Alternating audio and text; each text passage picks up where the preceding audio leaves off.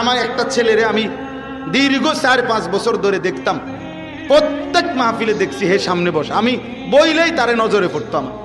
পরে একদিন আমি তারে ডাকছি, ডাইকে আমি বললাম তুমি কি করো? কয় হুজুর আমি প্রতিদিন ঘাস কাটি, আর ঘাস কাইটা বিক্রি করি, যা পাই তাক দিয়ে সংসার চালাই। তাই বললাম তুমি যে সব মাহফিলে আসো, আমি দেখলাম তোমারে।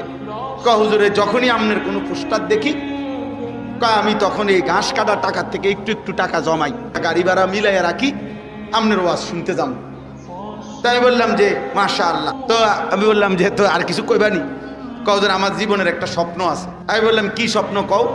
আমি 10 টাকা 50 টাকা করে জমাইতেছি, আল্লাহ যদি আমারে কোনোদিন তৌফিক দেয় আমি আমনেরে আমগা এলাকায় দাওয়াত দিয়ে নিয়ে ওয়াজ করাম। পরে আমি বললাম ওহন দাঁড়া ওহন ডে। আমার একটা ছেলেরে আমি দীর্ঘ 4-5 বছর ধরে দেখতাম, প্রত্যেক মাহফিলে দেখছি হে সামনে বসে, আমি বইলেই তারে নজরে পড়তাম। পরে একদিন আমি তারে ডাকছি, ডাইকে আমি বললাম তুমি কি করো? কয় হুজুর আমি প্রতিদিন ঘাস কাটি, আর ঘাস কাইটা বিক্রি করি, যা পাই তাক দিয়ে সংসার চালাই। তাই বললাম তুমি যে সব মাহফিলে আসো, আমি দেখলাম তোমারে।